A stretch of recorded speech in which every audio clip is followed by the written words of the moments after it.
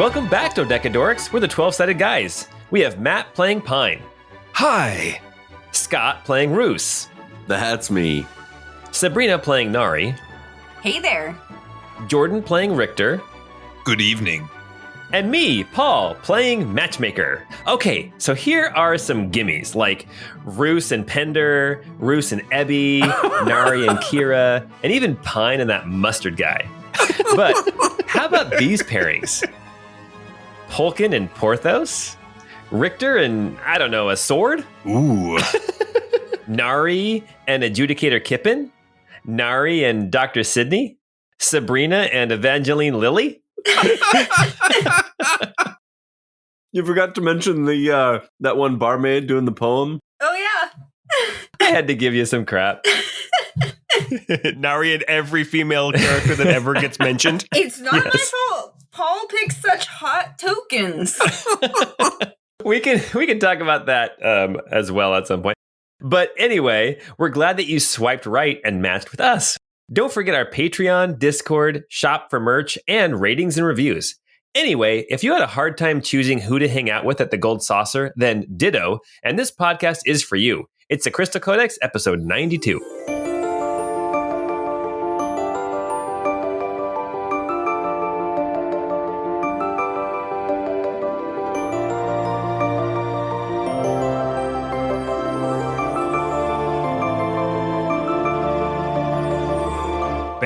Barrett all the way.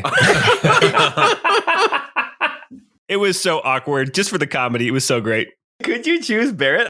Oh yeah, I loved picking him. It was painful. If in the original is if you were a total like enough of a jerk to both Tifa and Aerith, then yeah, you could have a date with Barrett. Oh my gosh, that's so funny.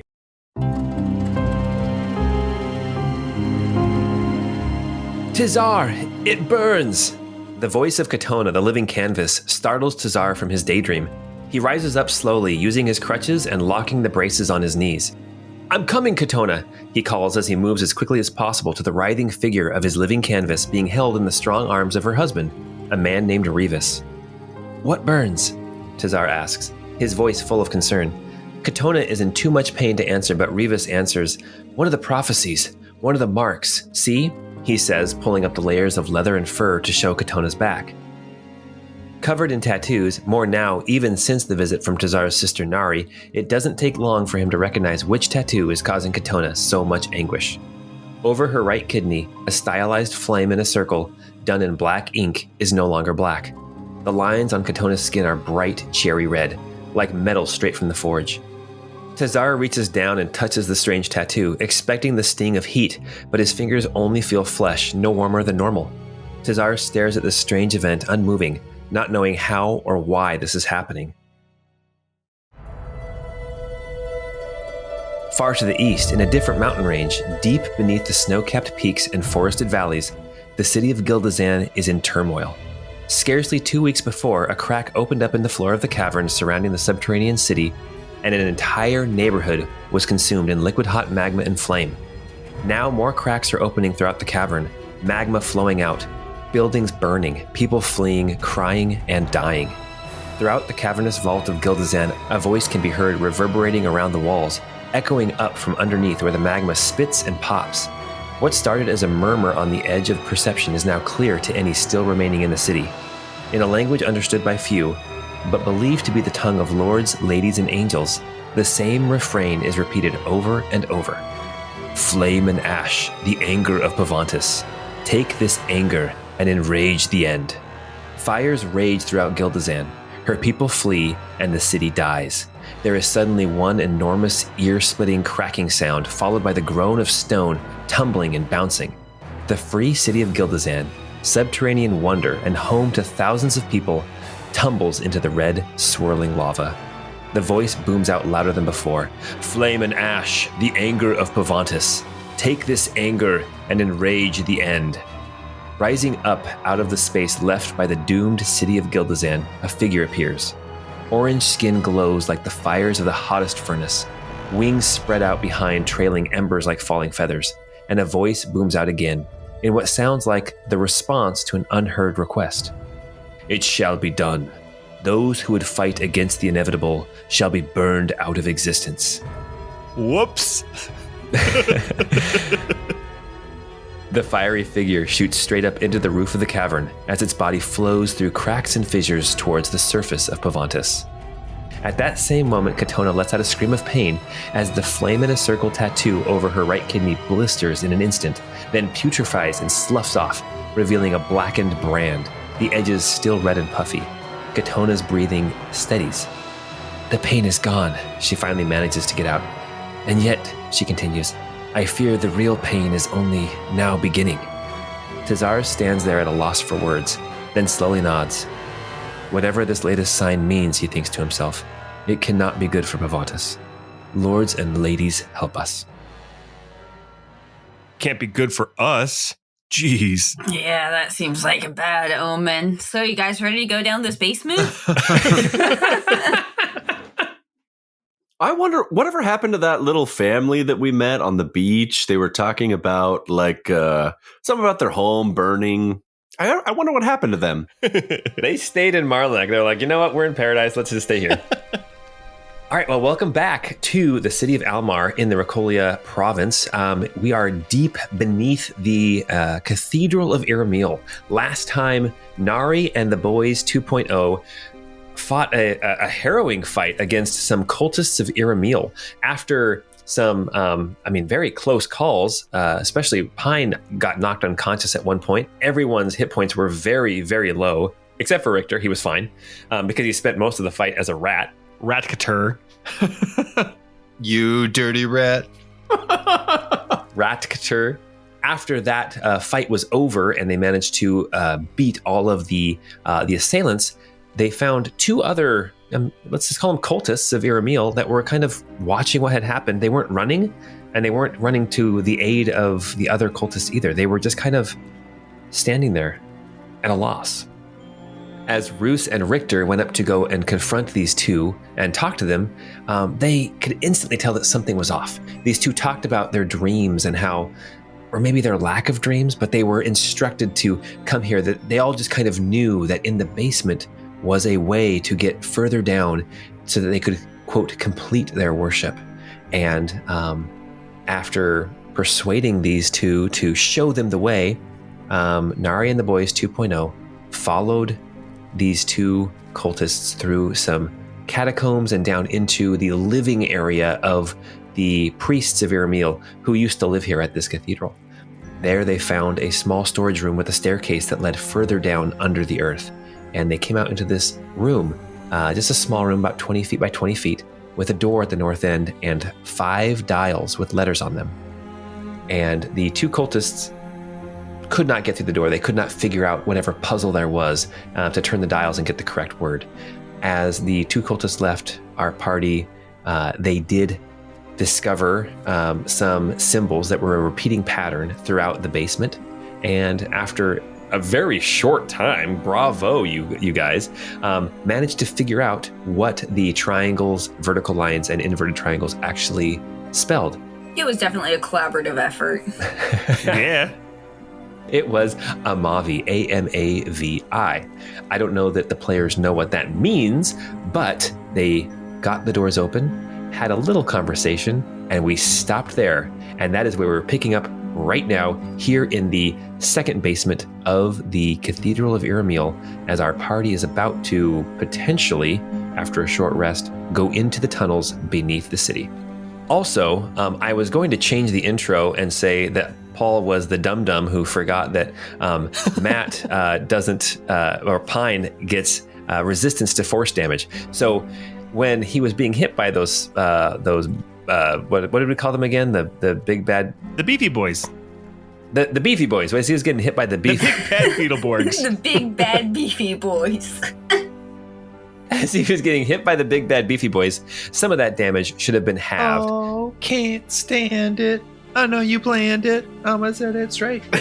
Sorry. So we've gone ahead and we've actually given Pine back 20 hit points from last time, just to kind of undo some of the damage that he should not have been taking. So that is where we're at right now, at the end of the short rest. And what are you guys going to do? Well, I think we made a mistake earlier in the cathedral. We got spread far too thin. I think we need to stay at least within 20 feet of each other when we head down here, just so we can come to each other's aid more quickly. Seems very wise. Who wants to lead the way? I and my spooky boy here can lead the way. That's right. I do kind of really hate seeing him on the map. He looks so creepy. That's right. I forgot. Yes. Richter did something fun at the end as well. He stole the soul of one of the combatants, and now there is a specter that is following him around. I don't think Richter would have said stole the soul of a specter or of one of the combatants. No. No, I'm sure he wouldn't have. That's what I'm saying.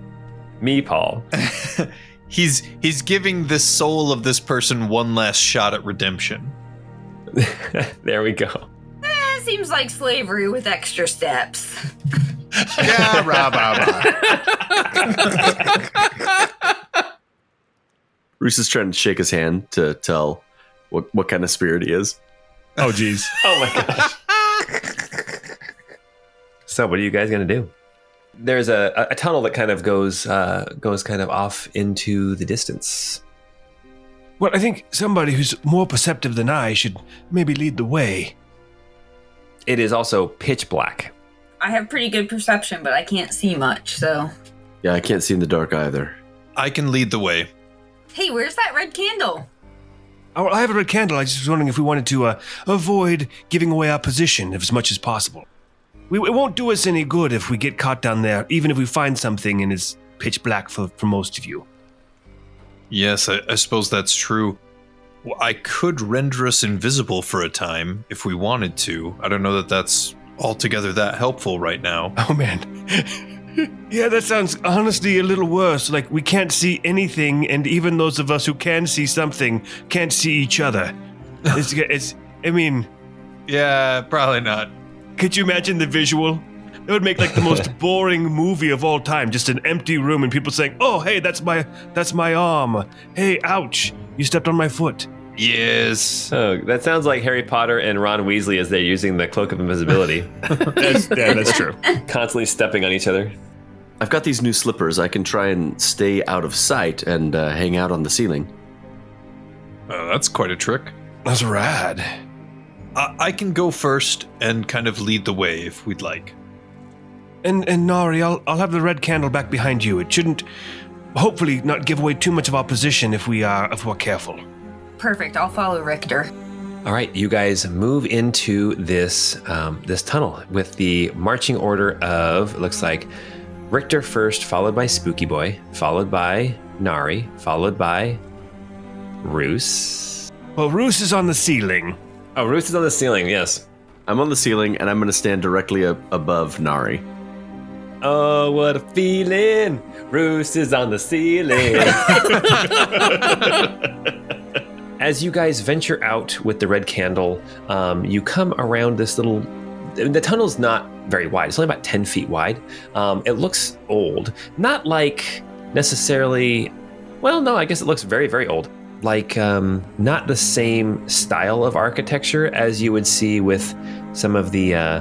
with Ebby's people, the Allelians, but still old, ancient. It looks like places have been patched and fixed here and there in the floor.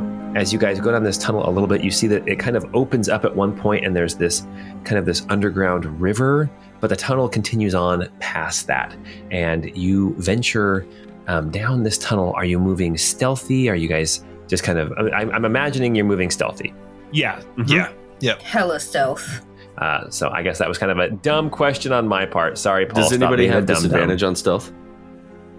I do, but I can also use a superiority dice, so... I'm going to give you some pointers so you can roll it normal.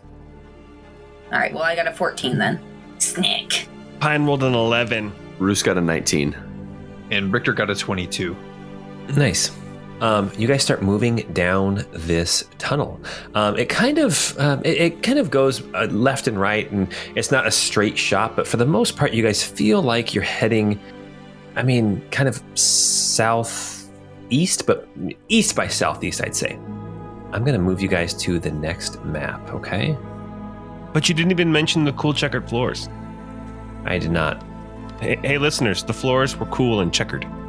After about 20 or 30 minutes of following this tunnel, you can see it opens up past kind of into a room. As you there's like this archway, and as you come through it, Richter, you can see kind of in the distance around a corner, you can see light, like flickering firelight. And so I assume that seeing light, you guys would naturally turn off the red candle. So that's why the red candle's not here. And that's why you guys can't currently see everything on this map anyway. But I think you guys can all see some light kind of north and east of where you guys are at.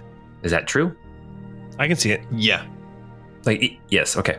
So that is what we see here. You guys kind of come into this open room. Pine and Richter can see fairly well down here with the low light vision. But there is some light down here. So as you guys are watching, you can see the light kind of moving around a little bit, kind of moving kind of north and moving back south, but staying kind of in that general area. It's not moving very far. So you can see the light pretty much the entire time. Richter is going to kind of lean over to Pine and say, looks like maybe there's somebody on patrol, kind of whispering over to Pine. Should we go check it out? Yes. What are you thinking? Avoid or dispatch? Well, I usually favor dispatching people so I don't have to deal with them a second time, but we could try to avoid if that is a bit more advantageous. It might be nice to hear what they're saying and doing down here if we can. I can try to approach quietly. That's what I was just going to say. From the ceiling. Can you see? Well, there's light over there. All right, well, don't trip on the way because it's kind of dark from here and there. You might not know where you're supposed to be. Also, tripping on the ceiling sounds really dangerous. Yeah, I don't know how that would work if I tripped up here. I don't think you can. I think if you tripped, you would just kind of like stumble, but your other foot would still be stuck.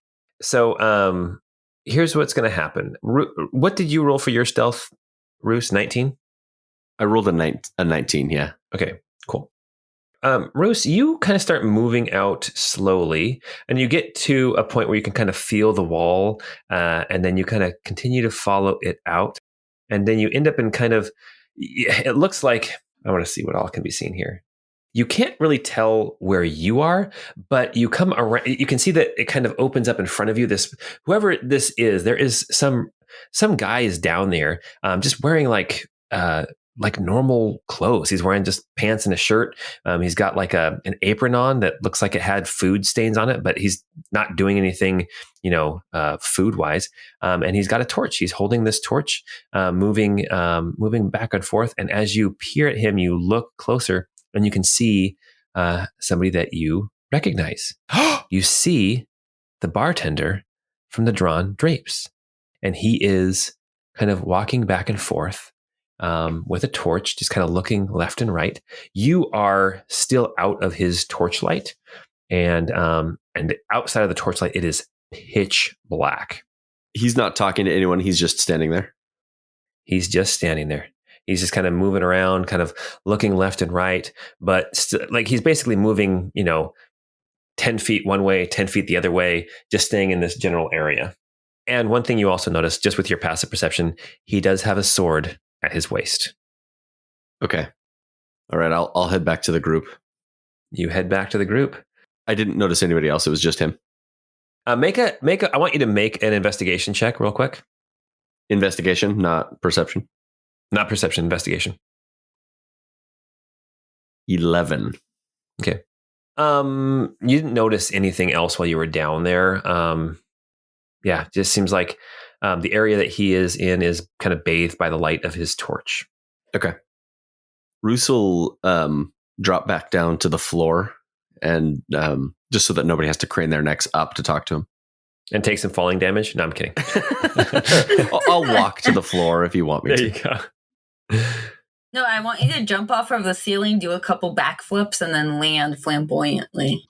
Impress us, Roos, impress us. Without a mustache, which is a little bit disappointing. Roos got a 23 on his acrobatics check. Okay, but Nari couldn't see it because she's in the pitch black. Perfect dismount. Perfect. So Roos will say to the group, all right, I found our bartender, but anytime I skipped work, I always did something cool.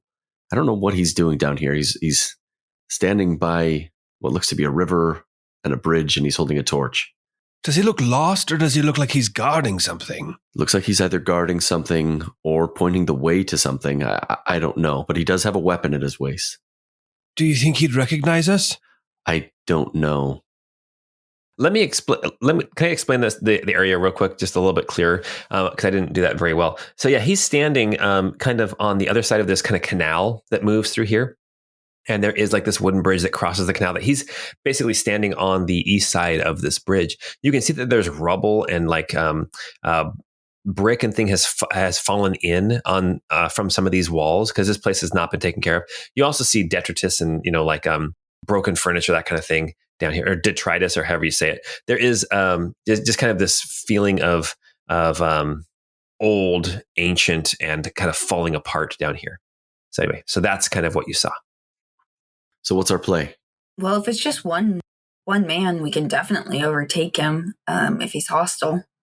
Yeah, we could try to reason with him even. It seemed like the cultists upstairs were still within the reasoning, and if he recognizes us, maybe he wouldn't attack? I don't know.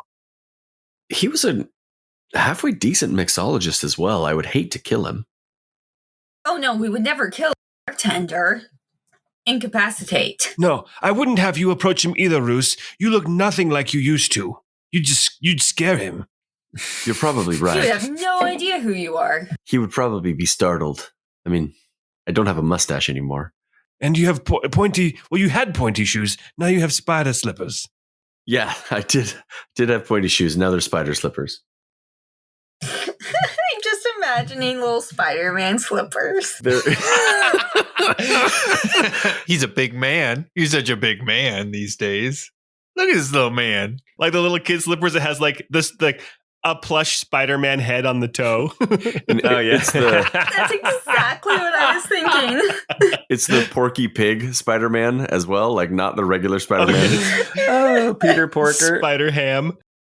So if we want to try to talk to him, honestly, Nari, I think you had the best rapport with him. Yeah, no, I could kind of go up and you guys could hang back a little bit and we could at least catch the vibe. I'll be on the ceiling at the edge of the light. I'll be back a little ways, but I won't try to look too threatening, but hopefully he'd recognize me. I mean, I have memorable face. Look at this, memorable face. Ah, yes. I'll sneak along the edge and just see if I can't be, close to help, but without revealing myself. Or the spooky boy, because honestly, I think that would probably set him off. Or the spooky boy. Yeah, really do not. Spooky boy, don't you do it. Don't go scaring that man. Roos is going to activate Squire the Messenger. Okay. So we can talk telepathically for the next 4 hours. Oh, very cool. Oh, nice. Nari, here, let me escort you to the firelight. Oh, thank you. I appreciate that. And I'll take Nari by the arm and lead her. Okay, perfect. As you do that, okay, so here's the deal. Roos kind of goes out there first, and as you approach the firelight even more, the thing that you didn't see with your investigation as you were kind of looking around is that as you get closer to this edge of this torchlight, you can see that further north, you can tell that there's more light than there should be from one torch. It looks like there's probably more torches further to the north, and potentially more people. Roos will say that telepathically. So he'll say, Squire, go let everybody else know that there's probably more than just the bartender down here.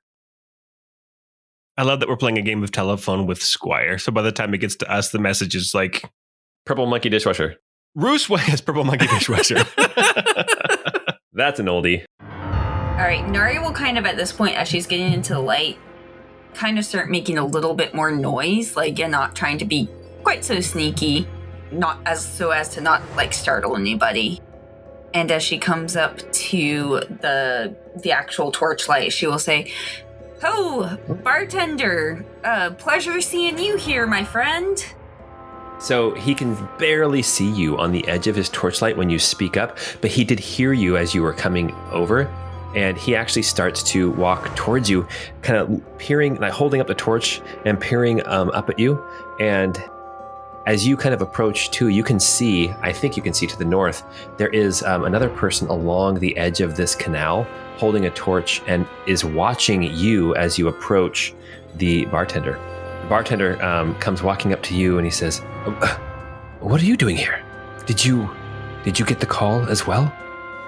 Yes, I had the dream. You can see the person further to the north is just standing there watching and is not making a move towards you or just watching this interaction. She's about probably 40 or 50 feet away from you along the edge of this canal.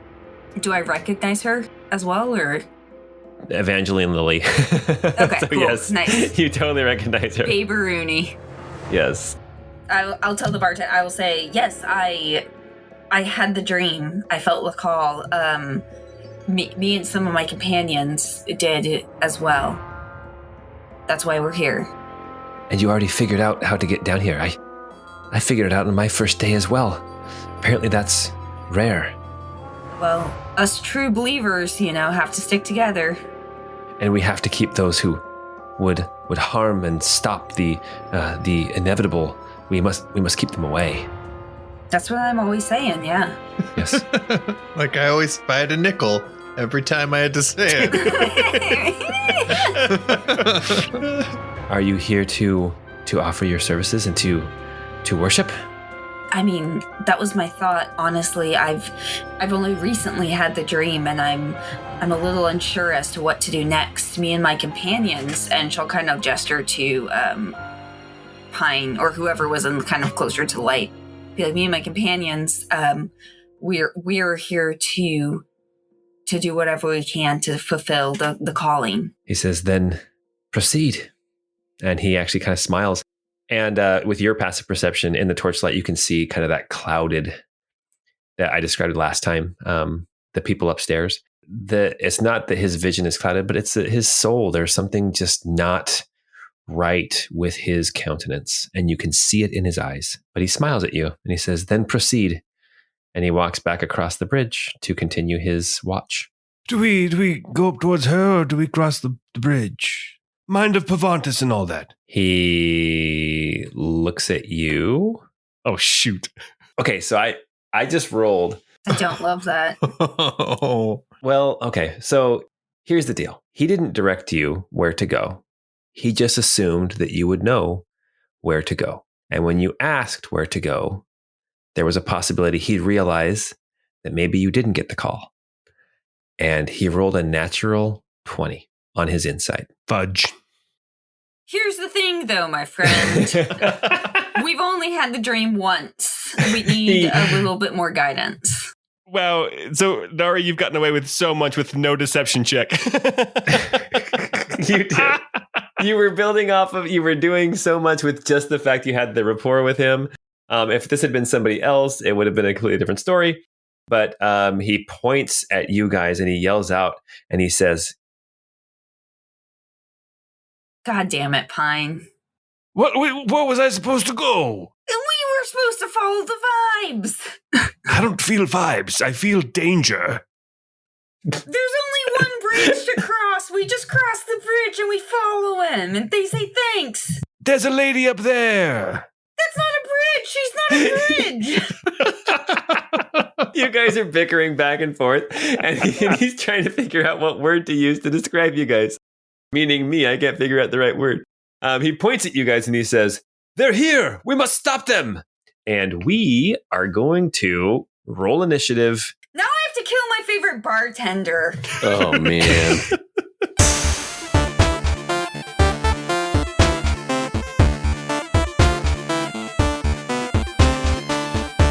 Pine rolled a 20. And we don't have to kill him. We can just knock him out. Roos rolled a 7. Nari rolled a 14. Richter also got a 14 for himself, and then he the Spectre got a 21. Perfect. All right, let me see. I got a lot to roll here. Oh, hey, there you go.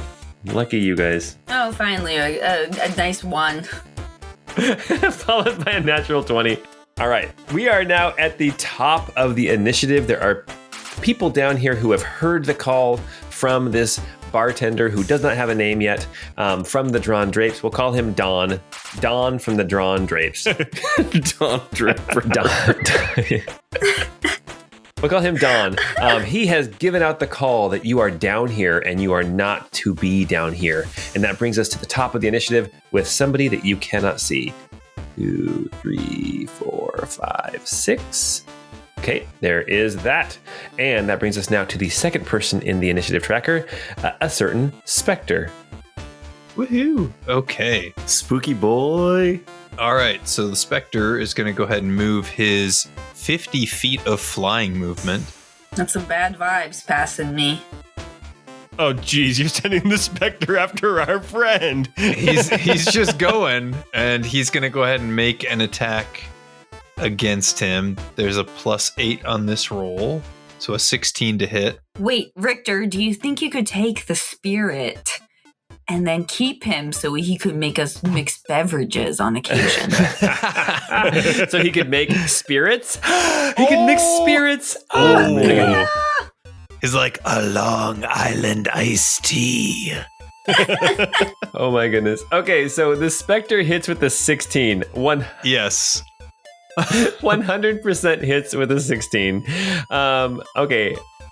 And does 11 damage, necrotic damage, and he needs to make a DC 10 Constitution save. Oh, no! Jeez. You just You killed killed him. my homie. I'm so pissed. Dawn drops instantly. Like, even if he was a player and would get to make death saving throws, no death saving throws for this guy. You more than doubled his hit points, and he drops like a rock. So here's the deal. He drops his... Okay, I know, this is sad, but here's the combat. He drops his torch. Now we have to figure out if it goes out, like falls in the canal, or if it stays lit. So I'm going to make actually, somebody make a luck check. D20. Odds, it's out. Evens, it's still on. Do you want me to do it? I just did it. She did it. And I got a 16, so it counts. Oh, good. Yeah, the torch stays lit. So this area is now illuminated, even though it's flickering up against this dead body. Like when the Spectre hits Dawn, I just imagine like the blood drains from his face, his cheeks hollow out, his eyes bulge, and he falls to the ground like just a husk of his former self. Victor, don't hurt that one. Don't worry, I'll just send my ghost after it. His 4 hit points. I think, to be fair, because the ghost goes first in this case, the Spectre, I don't know, like, it would obey my command, but I haven't even had a chance to give it a command. So I think it's just going. It's all good. He was a servant of whatever is going on down here. Okay. I'm never gonna drink again. This useless feelings got no rhythm. Oh my gosh, that's so good. I just don't hurt that one. Gotcha. Go, ghost. Go, ghost. Literally, the first thing he does is just kills it. Instantly killed. Like, ripped his soul from his body. Just brutal. That is his turn. Pine, you are up. Oh, jeez. Okay, let me kind of describe the scene a little bit more, because here's the deal. Everyone listening at home, I have this map turned on with a lot of darkness in here because they're underground, and this is kind of, I imagined this kind of a feel for this combat, right? So where Pine is at right now, he can see that this canal runs north and south, and along the west side of this canal, he can see not only a kind of this, he can see a man and a woman. The woman is holding a torch. I don't think the man is holding a torch, but the woman looks like she's just dressed in plain clothing. The The man, though, is dressed more like a warrior of some kind. He's wearing leather armor. He's got a sword. He's got a little bag of crystals at his waist. And Pine, it's your turn. Okay, well, Pine, I'm so sorry, Miss Lily. He's going to head to the north 30 feet to get up base to base with Evangeline Lily. Okay. And as you approach, you can see that there is another person back behind around a corner who also has a lit torch, who also looks just like some guy off the street. Okay. Well, I'm going to go ahead and I'm going to attack Evangeline Lily non-lethal. Okay. That's a 26 to hit. That will definitely hit. That's 14 piercing, 4 cold. Okay, she drops unconscious. Let's see if her torch goes out. Pine, roll a luck check. Odds, it's out. Okay, here we go. It's odd, so it went out. It fell into the canal. So the torch drops out of her hands and goes out. That's a good sound effect, Paul. Thank you. That was my mouth.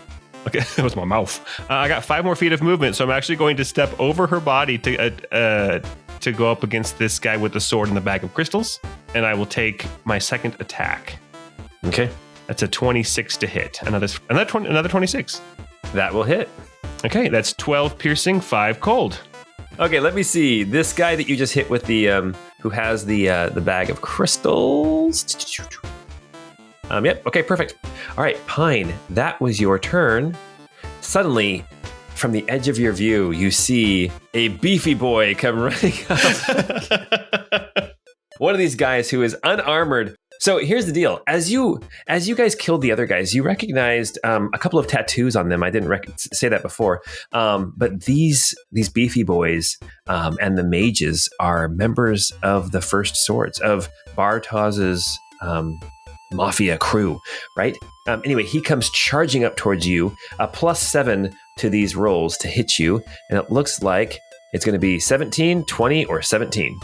The 20 will hit. Okay, that's going to be... Actually, that's going to be 8 plus 4. That's going to be 12 bludgeoning, and then 7 halved to 3 force damage. So 19 total?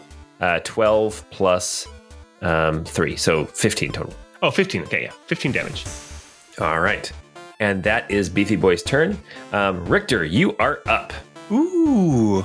Oh, and by the way, just so everyone's aware, where Pine is standing, the walkway next to this canal is only about 5 feet wide, and he is got a wall next to him on the left, and then the canal on the right, and then the beefy boy and the guy with the bag of crystals are directly in front of him. So it's kind of a bottleneck right where Pine is.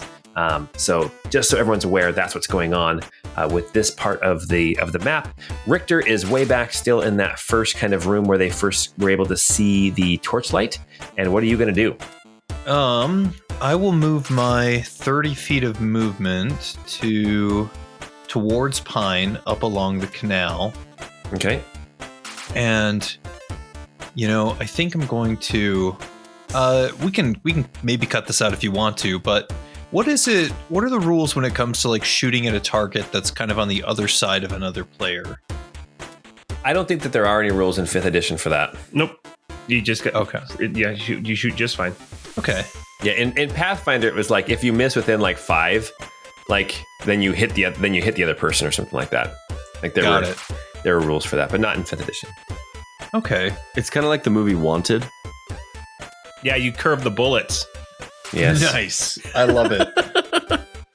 Well, I will rush forward and I will yell out, "Your sins are exposed under the light of the sun. Mark of the dawn." And the beefy boy, I'm going to mark. Okay. For judgment. And then I am going to pull out my dueling pistols and have a couple shots at him with these. Perfect. His AC is 17. Okay, so first one is a 19 to hit. And this will be +4 to the damage roll from the curse. So 8 force damage. Okay. And then the second roll is only a 10 to hit. And that one will miss. And that's it. All right. Nari, it is your turn. You are at least able to see now torchlight, but you can see that where Pine is, it's kind of a bottleneck. Canal on one side, wall on the other. So Nari is going to run up to Pine, and she is going to use a move called Bait and Switch. But basically, she's going to grab Pine, and she's just going to toss him over her shoulder and switch places with him, as long as he's willing. I'm totally willing. And go to town on this guy. Oh, fantastic. In an aggressive way. The beefy boy or the crystal guy? The beefy boy. Because I'm kind of sick of those beefy boys. So that's an 18 to hit. That'll hit. And then that's going to be 10 damage. And then again, 14 damage, which I'm assuming doesn't. 14 to hit? Yeah, that'll... Yeah, I'm going to use some superiority die to do a 21 to hit. That and then that is 16 damage. Whew, big damage. And I'm going to, again, try to disarm him if possible. So that does an extra 8 damage, and then he needs to roll 16 on strength. So here's the problem, is that to disarm him, you literally have to chop off his arm because he doesn't have any weapons. So you did get the extra damage. So did she succeed in disarming him? Okay, yeah, no, I mean, I'm fine. Roll a strength check to hold onto your own arm. I've had worse. You know what? I rolled a 17. He made it. All right, fair enough. So correct me if I'm wrong, Nari, when you do bait and switch, don't you get to add something to your AC as well? Oh, you do get to add something, yeah, to the AC. I think it's just... Oh, it's equal to the number rolled? Yeah, so roll one of your superiority die, and then that will be added to your AC for this round. No, it like I already rolled it. It was 9. Oh, wow. Oh my Yeah. gosh. Yes, you did. Holy cow. Okay. So what's your AC now? So my AC now is 28. Oh my gosh. This is exactly who you want on the front line right now. Oh, yeah. The mountain. Oh my goodness. Come at me, bro. Okay, fantastic. Roos, it is your turn. You are still back in the dark, but you can at least see the torchlight and where to go. You are on the ceiling, so getting past the bottleneck and even being over the canal if you want to should not be a problem for you. However, you're still quite a ways back. Yeah, so my intention with this one is so I've been stealth, at least that was my intent, is to come out of stealth and throw a chakram to hopefully have advantage on that throw. Okay, yeah, for sure. I'm going to move 10 feet around the corner to get a better view, and the only person I can see well is the one that has the gem pouch, if I'm not mistaken. Yes. The guy with the sword and the pouch of gems. Yes. Actually, real quick, Roos, with your passive perception, you can tell instantly this guy is Howling Talon, or at least was Howling Talon. Well, I rolled snake eyes. Are you kidding me? I rolled 2 once. Oh With your my advantage? goodness. Yeah. That's incredibly lucky. Scott, I need to talk to you about your rolls this evening. I don't know what the deal is. I have been rolling so bad. Then I'm going to bonus action duck back around the corner and break line of sight with everybody and run across to the other end of the opening so that hopefully nobody can see me. Okay. All right. Sounds good. Yeah, you've moved a little bit. And my stealth was a 19 again. Okay, cool. So to like hide again, basically. Yeah. Yeah. That brings us now to somebody that you can't see. I don't even know if when he gets here. Okay, Nari, you see somebody come running up, and it's somebody in armor, in like a breastplate, has like a spear and a shield, comes running up. On the shield is emblazoned this hand with wings on it. And over the top, it has the letter W and then H. And underneath it says A and M. It's somebody from the Winged Hand Angels Mercenaries. It's somebody from Wham. If you guys couldn't tell, basically people from all walks of life have been called down here, have becomes susceptible to the call to come down here. And this man, Affected by the dream, Pine. They were affected by the dream, and all you had to do was pretend you had it. You would have gone across the bridge. It looks like the party's over here. oh, you guys are awesome. Okay, he is going to make. He's got 2 attacks. Actually, no, he's got 3 attacks. First off is going to be the shield bash. Kaboom! That is going to be. There's no way that's hitting. You have a 29 AC. I think he has to get a crit to hit you. But 28. He's got a +7 to his attack, so he has to get a crit. So his shield bash misses. 2 spear attacks. 2 1s. Snake Eyes again. Paul, that's the third time we've rolled. Paul, that's the third time we've rolled Snake Eyes this session. That's a 1 in 400 chance to roll Snake Eyes on 20-sided dice. We've done it 3 times so far. But 3 times in one This session. is amazing. Because I've rolled it twice now. So the dice roller is broken. Game's rigged, man. Game's rigged. Telling you, it's the Illuminati. So Sabrina, Nari is just impervious to. You can't touch her. She is just so solid. And that is the end of that mercenary's turn. As then another figure comes into view. This one is a woman with a sword and a pouch of gems, and she comes running out of hiding, and she will. I need Constitution saves from. I need Constitution saves from Nari, Pine, and Richter. Difficulty 12. You both get to add 4 to your Constitution save. Oh, yeah. Okay, so I got a 12. That would be 16.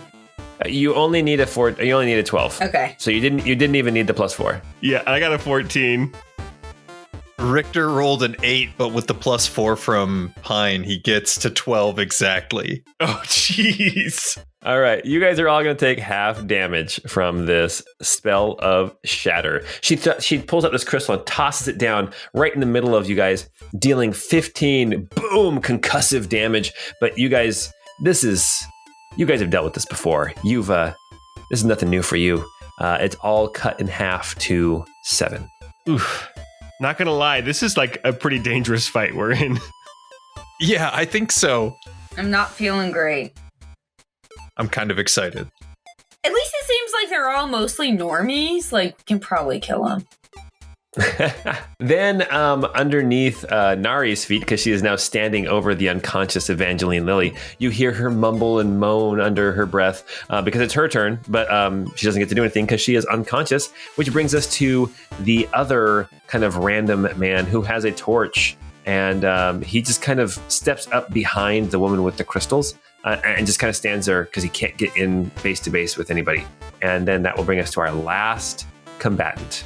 1, 2, 3, 4, 5. Somebody with access to fireball, am I right? And access to polymorph. I don't like that pause. Somebody who moved as far as they could and still can't see the party. So, Oh, thank goodness. Jeez. on that note, we are going to go to the top of the round again, and it is now the man with the crystals and the two down here with the crystal pouches. They're both Howling Talon operatives. So now we're gonna go to the guy. He is going to pull out. Hey, Sabrina, I was just gonna say, like, that Howling Talon operative is pretty cute.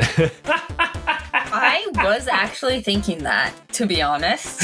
Yeah. Well, another little red crystal comes bouncing down right in between Pine and Richter, and I need a Constitution save from Nari, Pine, and Richter again. Difficulty 12. +4. Nari got a 20. Pine got a 21. And Richter got a nat 20 for a 22 plus 4, 26. A 20, 21, and 22. That's great. We're so cute. Oh my gosh, what is going on? Okay, so here's the deal. Shatter again. You guys all took half damage from 7 damage, so you all took 3 damage. It adds up. All right. It feels like a rat bit my toe. it is time for Spooky Boy. Oh, yeah. Let's do this. Spooky Boy is ready to murder everything in the world. He's just going to fly right up here. Including the best bartender that ever lived. Right. He's not done. Was he though? Was he? He's going to fly up and start attacking the sword-wielding Howling Talon person. So this will be a +8 on the attack. 20 to hit. All right, yes, that will hit. For only 11 damage that time. That's funny. It was 11 last time, and the numbers were green because there was a 6 in there. And now it's red because there was a 1 in this roll. So, gotcha. Nifty. Anyway, 11 damage. He needs to make a DC 10 Constitution save. Natural 20. Nice. Okay. No hit point reduction. Got it. To be honest, he's probably not going to have a chance to heal himself, but still. All right, Pine, it is your turn. You are now here behind Nari, unable to get in base to base with anybody unless you want to try jumping into the canal, but it looks like it's about a 3-foot drop to get to the surface of the water, and then who knows how deep it is. Yeah, no, I'm just going to stand back behind Nari and I'm going to throw some knives. Okay. So my first knife at the beefy boy is it's a crit. Jeez. Jeez. You crit. I always crit with the wrong things. Okay. So the damage is going to be 7 with the first dagger. And then my second dagger is a dirty 20. That'll hit. For 8. Oh my gosh, that's so funny. Oh, it looks like Beefy Boy has taken some hits though. Yep. And that's my turn. All right, it is now Beefy Boy's turn. There is only one person that he can attack, and it is going to be Nari. That is 3 attacks coming your way, Nari. Does your AC stay that way until your next turn? Yeah. Oh my goodness! So 28 AC. He has to crit. He only adds +7 to this, so he has to crit. So 3 attacks coming your way, no crits. Bam, bam, bam, and you just take it. And I'm guessing you grin at him because he knows what's coming next. You think you're a beefy boy? I'm beefy. All right, Richter, it is your turn. You are still standing back behind Nari and Pine. You can see all these people kind of arrayed out in front of you. Lots of targets to choose from, including one random dude in the back, if you want. Send the Spectre after him. Yeah. Richter yells out, "The light of the day reveals all. Step of the breaking dawn." And he lunges forward and appears over here. Okay. This skill allows him to teleport up to 30 feet to an unoccupied space you can see within 5 feet of the target cursed by your hex spell, which is what I've cursed the beefy boy with. Yeah, you are now back behind all of these combatants that have been arrayed against Nari and Pine, and now you can see who this last opponent is who was coming up from the west, kind of around the corner. It is a cloaked figure holding a book and has some arcane symbols that he is drawing in the air currently. I don't know that there's... there's... Okay, what I'm going to do is take 1 step to the side, and then That is going to get 2 attacks of opportunity against you, just a heads up.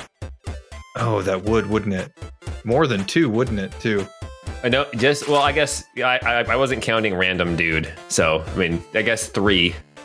I really want to take care of that guy, but if I take a bunch of attacks of opportunity, that could be bad. Let's take the opportunity attacks against us. We're going to take 1 step to the west towards the guy casting the spell. Let's do these. Let's get these attacks out of the way. So first off is random guy. So that's going to be, I think, 18. Does that hit you? That'll hit, yeah. Okay.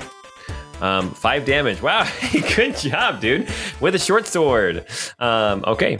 And then we're going to do a slash from the Howling Talon operative. She's going to slash out at you with, what does she have? She is going to slash out at you with a short sword as well, plus 4 to this. It's going to be a 7. That misses. And then Beefy Boy is going to take an attack at you. Plus 7 to this roll. That's a 25. Oh, jeez. Oh my gosh, that's huge damage. 25 damage. Bam! Good grief. As he connects. Dude, these guys hit so hard. Holy cow. Yeah, those guys are ludicrous. Okay. They're too beefy. Yes. Well, they've had their fun. Now I'm going to go ahead and cast a level 5 Thunder Step and teleport away from this spot and hit everybody in a 10-foot radius with a thunderclap. Oh, nice. Clapping them cheeks. That's everybody except for the guy Howling Talon operative. Everybody else is going to get hit. Clapping those cheeks. Richter just clenches as hard as he can. Oh my gosh. They'll have to make a DC 16 Constitution save, or they'll take 32 thunder damage. Oh my gosh. Okay. Wait, if they save, then they don't take any? They take half. Okay, so random dude is just dead. Just straight up dead. No save necessary. He just pulverizes into a pink bloody pulp. Man, Richter seems a lot more hardcore than us. Yeah, we've never killed anybody with flatulence. Oh my gosh.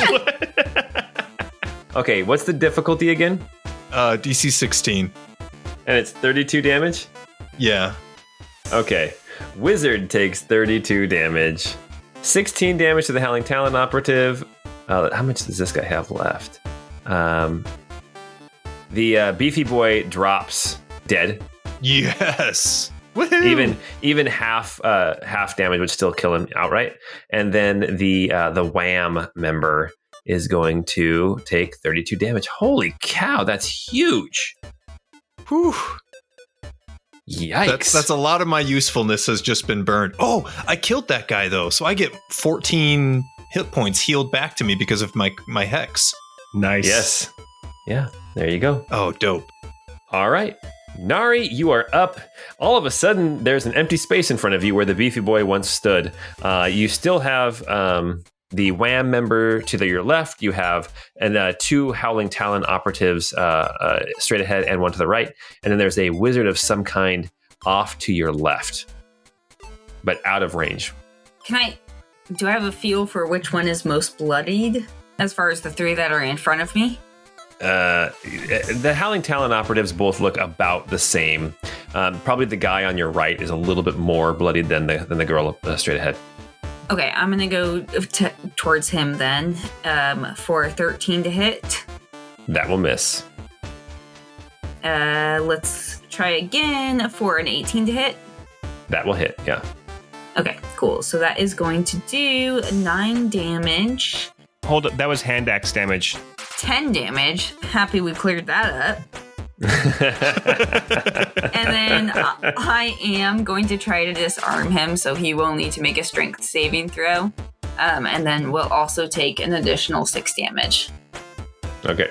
He takes the 6 damage, but he manages to hold on to his short sword. He is looking very, very rough, but he's still standing.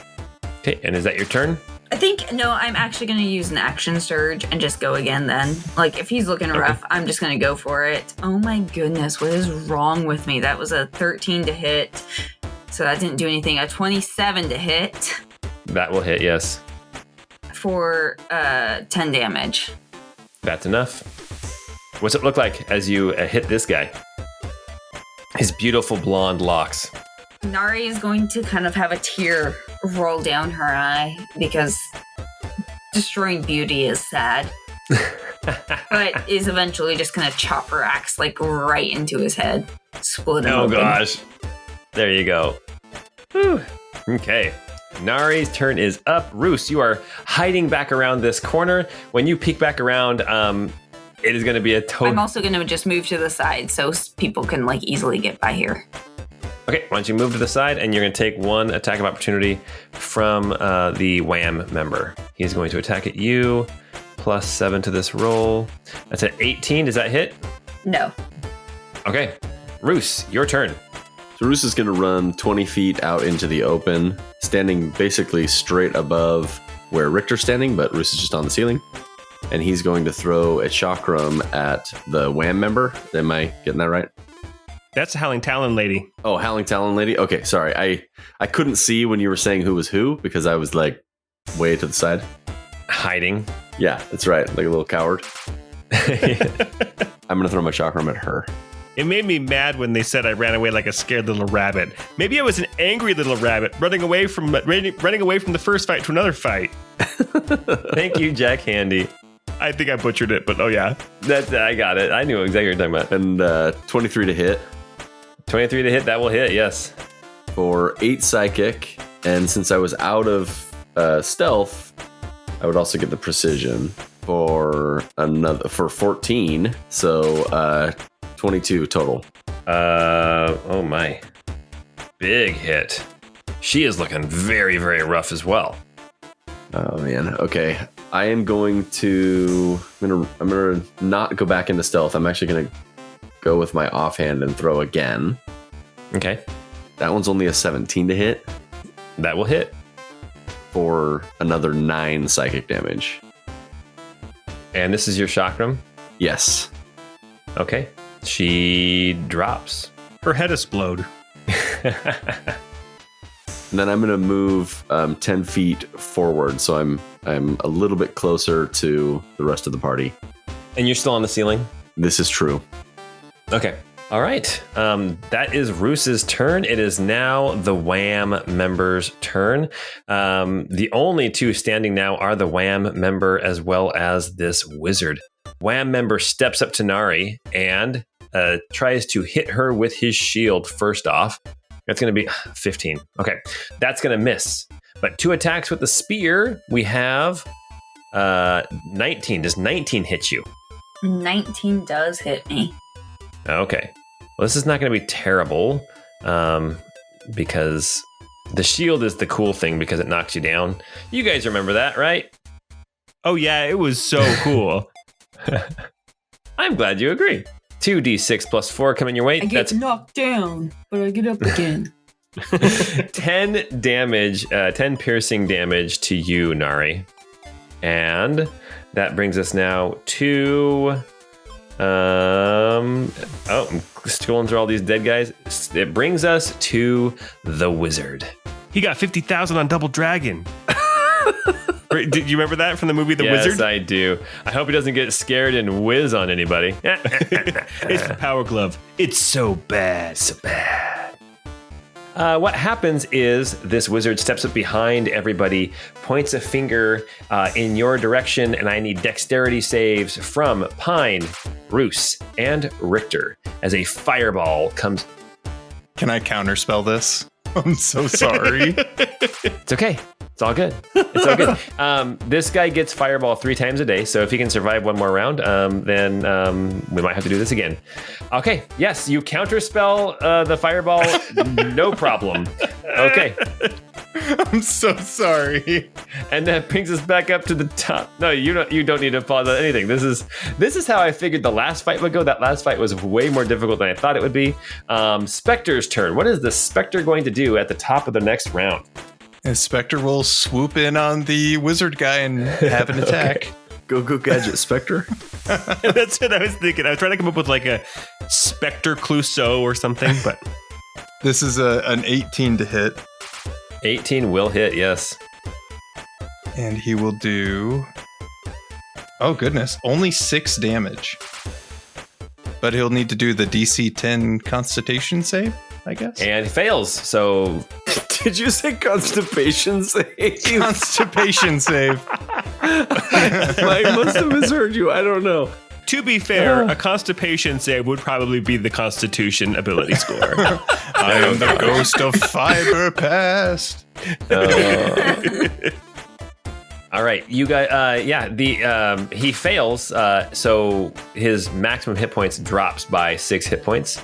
Not that anyone's going to around to heal him, but yes, that does happen. Okay. I believe it's Pine's turn. Pine, you have knocked out Evangeline Lily in front of you, and right past her prone body is this member of Wham. Okay, so what I'm going to do is I'm actually going to step up over Evangeline Lily's body. Okay. I'm going to move diagonally around the Wham member and then to the back of him. So once I get into like contact with him, I don't ever leave that, so that I can go behind him and now attack the wizard behind. Yes, you can. So my first attack is only a 12 to hit. That will miss. Second attack is a dirty 20 to hit. That will hit. That's 12 piercing, 4 cold damage. 12 piercing, 4 is 16, which 38 plus 16 is 54, if my math is correct. Is that correct? Math? You hit just enough. What happens to this guy? So recognizing again, probably like this wizard is the same kind of guy who worked for Bartos, right? Yes, but there's a different cast to his eyes, to his countenance. But yes, this guy would have been a First Swords member. Recognizing a First Swords member, I'm going to go ahead and not pull the punch. So he is going to die. And he dies. Do you still have one more attack? Oh, no, you missed with your first one. No, I missed with my first attack, but I am turning to face the Wham member. Okay. Very good. And that brings us now past Beefy Boy and on to Richter. He will dash around Roos. Actually, just right underneath him. You don't even need to waste the extra movement because Roos is on the ceiling. I'll actually stay put then, and I will take some shots with my dueling pistols at this guy, at the shield guy, or the sword, or the spear and shield guy. Yeah, the last guy standing. Yeah, the Wham member. The Wham member. So an 18 to hit. That will, yes, 18 will hit. Okay. Only 1 force damage. And then a 12 to hit, so nothing. Okay. How's he looking? He's looking actually pretty healthy. Well, let's change that. I was going to say, that might change here very, very quickly. Nari's turn. Absolutely. Nari's going to go at him with a 19 to hit. That'll hit. For 10 damage. And then swinging again, a 28 to hit. For Yes. 15 damage. Whew, big hits. I think that's all I'm going to do right now. Okay, he is bloodied now. Barely, but he's bloodied. Roos, it's your turn. I'm going to run up to him from the ceiling and then drop down to the ground next to him. Spider-Man. Do you want me to make an acrobatics or? No, you don't have to. It's fine. Okay. You could even just run down the wall. You're right next to the wall. So. Yeah, cool. I didn't get to see it last time, though. I want, like, the flips. And I want to see the Black Widow landing. Okay, let's see. Acrobatics was only a 10, so. Okay, so Black Widow landing goes really well, but you split your pants. That one leg out to the side. And they are skin tight. They're straight up hose. They are. Yeah, rip. But thank goodness it's your glamored studded leather, so you can just make them patch that hole. Squire, he fixes all my clothes at night, so. So 22 to hit with my dagger. That'll hit. And then 8 radiant, 9 precision for 17 damage. Wow. And then still standing. He is still standing. Yeah, this guy is pretty tough. I'm going to come back with my chakram, but this will probably miss. It's a 13 to hit. That will miss. And that will be my turn. It is now his turn. All right, he's got 3 people to choose from. He's got Pine behind him, he's got Nari to the side, and Roos in front of him. So let's see who he's going for. He is going for Roos. Roos, you have got 3 attacks coming at you. The first is a shield bash attack, and that's going to be a 25 to hit. That will hit. Okay, so you're going to take some damage. It's going to be 10 damage, and I'm going to need you to make a strength saving throw, difficulty 15. Oh, this is unfortunate. I rolled a 2, and I have a -1, so I got a 1. You are knocked prone. These next 2 spear attacks are coming at you with advantage. So the first one is going to be 25 to hit, and the second one is going to be 19 to hit. Do those both? 21 to hit. Do those both hit? Those hit. Spear attacks coming at you, 2d6 plus 4 to each of them, so that's 4d6 plus 8. That is going to be only 20 damage. That could have been a lot worse. I'll half the second one that was 12, it looks like. Yeah, it looks like, 8 plus 4, so 12 damage. Okay, so you have that to 6. Perfect. All right, very good. And that is his turn. That will bring us now to back up to the top with the Spectre. And Spectre will head down and kind of stand between Pine and Nari and have an attack at the spear guy. Okay. Ooh, only a 9 to hit. That will miss. It's not just a 9, it's a natural 1. It's going to miss It was anyway. a nat 1. It totally was. You rolled a 9. Yeah. I see what you're doing. So that's a miss. So, Pine, it's your turn. This guy has taken some hits, but he still looks relatively... I mean, he's bloodied, but he's not on death's door. Okay, well, I'm going to take some attacks with my sword as well. My first was only a 10 to hit. That'll miss. But my second was a 27. Okay, yeah, roll some damage. 7 piercing, 3 cold. Okay. So 10 damage total. Nice. And that's my turn. Okay.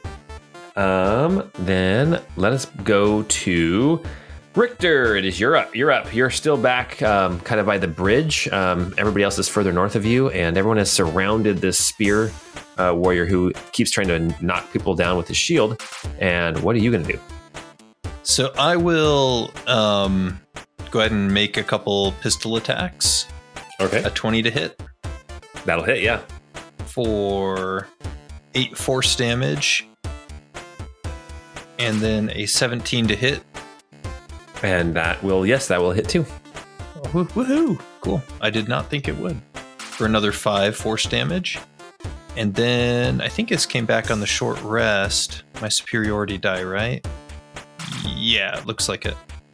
Okay. I will say to Roos, stand fast, the light preserve us. And I will use my ability to heal him for a d6 plus 4. So 6 hit points. Perfect. All right. Richter's turn is up. Nari, you are go. You're standing right next to this guy. All right, let's swing at him. 16 to hit. Barely hits. Nice. All right, that does 17 damage, and then going in again. 19 to hit for 16 damage. Nari, what does that look like? Nari is going to just take her axe, and she's going to cleave that dude in half. Oh, jeez. Just right down the middle. Lengthwise. Yep. Hiya! Not across the belt line like some kind of chump. Like straight No. up. Right at the top of the head. Yeah. Head to crotch. We're talking like cheese, like string cheese, just pulling that dude in half. Head, shoulders, knees, and toes. Does anybody Oh, remember Scary Movie 3? When Yes. do you remember Charlie Sheen being like in half like this, and they keep pulling up like, look at the taco, and he pulls up a sub sandwich and he pulls it apart like that. You know, that's what I Yes. imagine. You cut him down like a sub sandwich, held by Charlie Sheen in Scary Movie 3. And with that, we are going to roll initiative. Or no, we're gonna Oh God, you scared me. I was like, Jesus. we will cue victory music.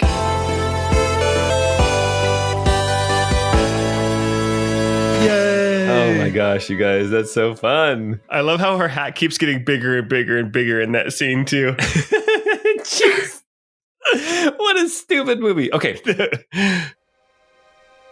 Here is what's going on. There are torches that are flickering around in this. This is kind of, so you were in a tunnel before. This is kind of a sequence of rooms with kind of this canal that runs north to south. On the north end and on the south end, you can see that the canal kind of goes out through these grates and into like a, not like a, what's the word I'm looking for? Like into a pipe, right? There's no like air or anything. So it's not like something that you would want to like, you couldn't walk across the ceiling or swim in there or anything like that. You would probably drown because there's nowhere to breathe past this room, if that makes any sense what I'm saying.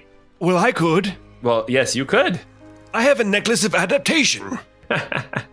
In this kind of area that you came in, you guys came in the southwest corner.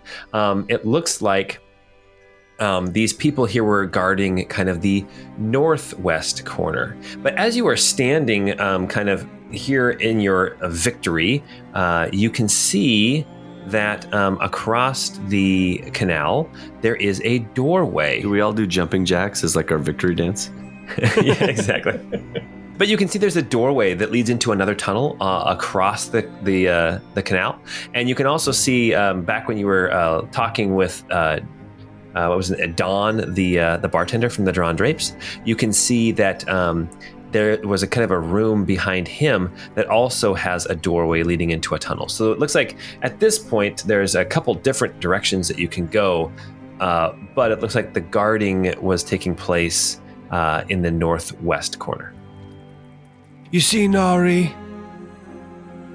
I don't know. There was a door over there, my dude. And honestly, if you act with confidence, possessed people don't really care what you're doing. Okay. Roos is going to start rolling the bodies into the canal. Okay. I mean, that seems excessive. I don't think anybody's gonna come down here looking for bodies. Is there anything on the bodies that might be useful? Yeah, we don't want to poison the water supply. Well, also, we should probably put more rocks in them. Yeah, we're doing the rocks thing, right? Oh, you guys put rocks in bodies too? No, that's a big body of water, my friends. I just don't want anybody else coming through to see the scene of what happened. Well, they'll see the blood. So are you guys going through the bodies? Yeah, we're going to search the bodies. Yeah, Okay, yeah, of course. cool. No, I think at this point, I feel like we've made enough of a scene, and the people who are coming down here clearly aren't concerned with these types of things. Right. I just want to make sure we're not, like, missing a key or something that would get us through the next area. I love taking money from people. I do like money. You know, you never know when you might need some money. That's true, money is pretty great. I use it to purchase goods and services. Me too. Oh, man. How did I know you were going to say that, Matt? Obviously, there's a couple paths in this room. Do we want to see, like, this looks like the place that was being heavily guarded. But as you said, Nari, there's some doorways across the canal. No, I do think you're right. It's obvious this is the area they were guarding. We should continue on this way. Let's take a look. Do we find anything cool on the bodies, Paul? You find $79 worth, 79 gold pieces. Not 69? You find 79. 79, easily divided by 4. I was gonna say, I'll take 19. You can each have 20. I like this Richter guy. Let's see here. As you guys start to look through the bodies, you find, so there's like some leather armor. Actually, there's like 3 suits of leather armor. You see some short swords. You see a spear and a shield. You find all that gold. You find a pouch of crystals, which would be like spell component pouch. You find a spell book as well on the wizard. So that might fetch you some money as well, depending on what spells are in there. Polymorph and Fireball. Polymorph and Fireball and Shocking Grasp are definitely in there. But yeah, that's basically what you find on these bodies.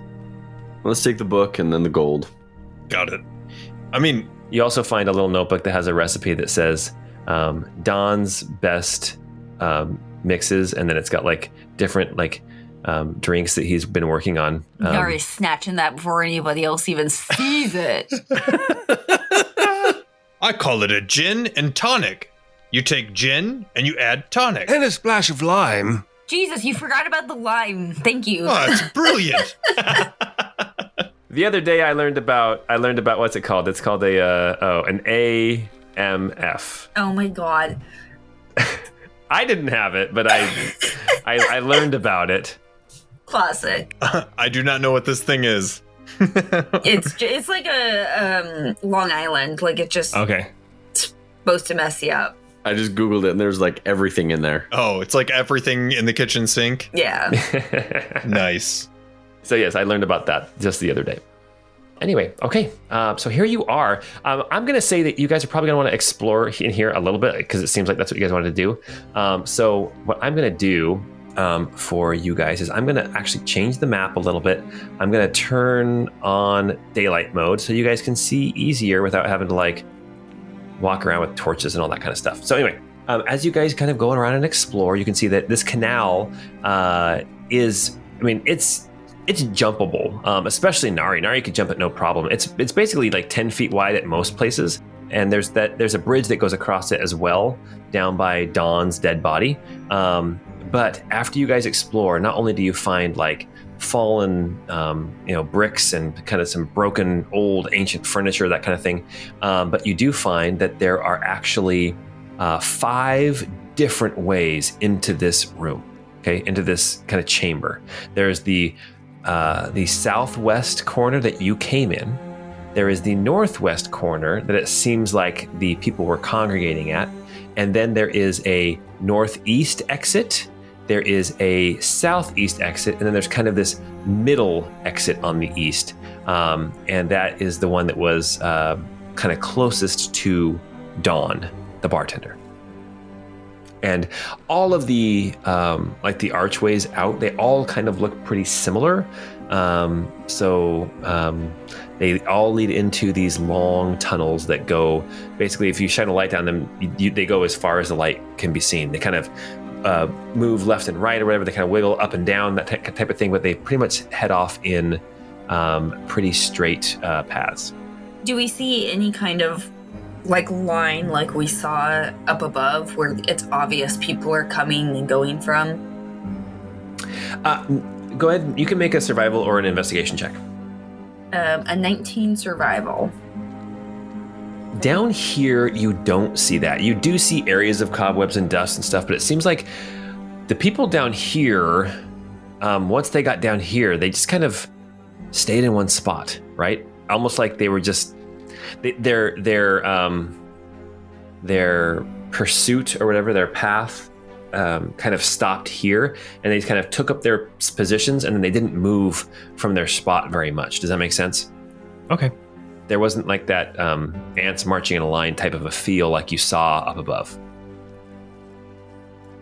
I guess we should go northwest then. Yeah, let's give it a shot. Totally. As I chug a potion. Yeah, I was gonna say, do we need to rest for a moment? I wouldn't hate a short rest, but you know. I don't think this is the place to do it, though. There's far too many points of entry to protect ourselves adequately, I think. I agree, and it's clear people are trying to find this area. Yeah, it might make more sense to press forward. Okay, is that what's happening? I think so. Yeah. All right, you guys then head into the northwest tunnel. All right, I took another healing potion and healed up 14. I'm just going through these potions of greater healing like I go through Coke Zero. You're a Coke Zero guy? Yeah. Not Diet Coke? It's not that bad. No, Coke Zero, then Diet Pepsi, then Diet Coke. What? Then RC Cola. Man, RC Cola is at the very bottom. Wow. Got aspartame. Who are you? Who am I? Dude, Coke Zero's delicious. All right, let's do this. You move into the northwest tunnel, kind of this archway, and you can see that, again, it's this ancient thoroughfare of some kind. It's not very wide. It's probably about 10 feet tall and about 10 feet wide. Kind of has an arch to the, like a barrel vault to the roof line. or to the ceiling, and you follow this tunnel. There's a couple places where you have to kind of climb over rocks and things, but it's never like fallen debris, but it's never choked off the pathway. And in fact, as you are moving through this tunnel, you can tell there are places where it was probably completely blocked, and people have since come through and moved aside rocks and things to get into this tunnel to get further in. As you continue to walk, you walk for about 10 or 15 minutes. Are you guys being sneaky? Absolutely. Yeah. Oh, yes. I mean, as much as we can. Go ahead and make stealth checks. I did do a thunder step earlier, but, Yeah, we can still smell it. So with disadvantage, I rolled a 6, but I am going to use a dice on that. Maybe it's not worth it. I rolled a 9. Oh, well, I rolled a 3, so, now I've got a 9 as well. Richter got a 26. Roos got an 11, but then Squire helped him out a little bit and added 6, so I got 17. After a while of hiking down this tunnel that, again, it goes relatively straight, you guys can start to see light at the end of the tunnel. And the light that you're seeing, I mean, it does kind of have that little like wavy, kind of flickery feel of like flame, like a candle or a torch, but it's definitely brighter. It's more all-encompassing here at the end of this tunnel. And as you guys get to the the archway, you guys kind of get to the edge of the this kind of tunnel exit. Oh, it's Don the bartender. Thank God. He survived! He's okay, everybody. He's okay. Random man. We posted him and also Random Woman. We posted them both on the Discord a couple of weeks ago. Yeah, Random Man just makes me smile every time I see him. You can see that this opens up into a very large room. It is probably like 100 feet by 100 feet. It's a square. You can see that there are pillars holding up the roof, and you can see that in the center of the room, there is almost like another room, a chamber, and it has kind of these portcullis or barred gate that is it's a square room in the middle of this very large square room, and in the center of each of the 4 walls of this central room, you can see that there are these barred gates that are blocking off the center, but you can see through it. You can see this platform. It almost looks like a ziggurat kind of thing, where there are stairs going up to this kind of central platform. On top of that platform, you can see that there is this black spike. There's a kind of black obelisk sticking up into the air out of the top of this ziggurat structure. And this structure, I mean, this room that you're in has a very high ceiling. We're talking probably 50 feet up, and these pillars are holding it up. And actually more than 50, it's probably 100 feet up in the air, actually, because this obelisk, this black spike sticking up out of the top of the ziggurat, it probably is 70 feet in the air off of the ground. Oh, wow. And you can see that moving about around this kind of central room, you can see just people, random people from off the street. You see a homeless looking person on one side. You see a very richly dressed old woman over on another side. And they're just kind of milling about, kind of gazing in towards this central room. But they're just kind of walking around, and they don't really pay any attention to you. As you guys are kind of peering in and kind of looking around the room and peering through the bars that separate this central room from the rest of the room, you see up on top of the ziggurat, up on top where this spike is, you see a figure that is kind of flying in the air, very large, probably 15 feet tall, 12 feet tall, somewhere in there. This figure has wings that stretch out behind as it slowly kind of revolves around this spike. It has this sort of train that trails down from its waist. It has 4 arms, and it has no face as it flies, hovers around this spike, this very foreign, very alien being is doing something here at this black spike, and you can see the spike has energy coursing around it and through it. And I'm going to have everyone make a quick perception check before the next thing happens. I do not love this. I got a 28 perception. Pine got an 11. Roos also got a 28 perception. 20! Richter got a 13. Well, the twins, Nari and Roos, they notice. So Richter and Pine can just see energy crackling around this spike. Nari and Roos, you just are able to tell, even though it's moving very quickly, that the energy is moving from around the room and from the ceiling, and it's moving down the spike into the ziggurat and into the ground.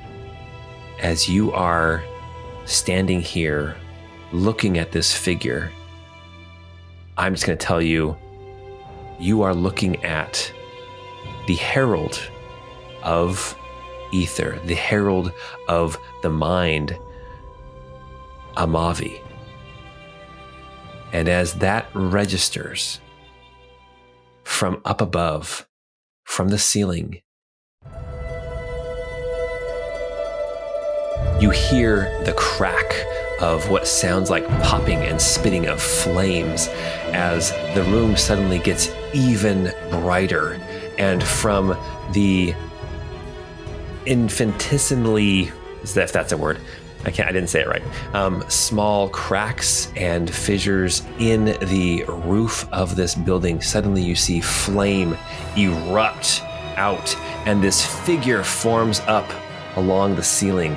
Massive, also between 12, 15 feet tall, made almost entirely out of flame. Orange body with kind of spikes on the shoulders that look like flame flickering up. Wings that spread out behind that look like feathers, but they are orange and fiery and flames and constantly moving and shifting. But this mostly humanoid shape descends out of the ceiling, looking directly at you four. And what he says is, "Those who fight against the inevitable shall be burned out of existence." And that is where you're going to stop for tonight. Jeez, Paul. Oh, crap. Man. This no. Would have really liked to rest. This is gonna go great. You would have really liked to rest. You guys didn't have to just keep going down here. But honestly, stopping to rest would have been a bad idea. I think so too. Also, fighting this is gonna be a bad idea, so... TPK also sounds bad. Yeah, I'm really intimidated by the token of Amavi. No, it's us. Yep. Amavi up here. Yeah. What about this guy? I mean, both of them look pretty rough. Oh, I didn't even see that guy. You guys blundered into the chamber of Amavi, the Herald of the Mind. To be fair, we were kind of looking for this. We skillfully discovered. As the Herald of Flame has finished his work and has come to put an end to you. I'm so excited. Oh, so we get to fight two heralds. Amavi doesn't... Well, we'll talk about that next time. Anyway, we hope you love what we're doing because we are having a great time. Go check out the Discord. You can talk with us. Go check out our shop. Check out Patreon. You can actually look at these maps. You can see where our players are and kind of my terrible descriptions of the locations. You'll get a much better idea of what's happening. And also you get some extra bonus content, including bonus episodes, character sheets, all that fun stuff. Anyway, until we get together next time for a TPK, we hope you have a great time.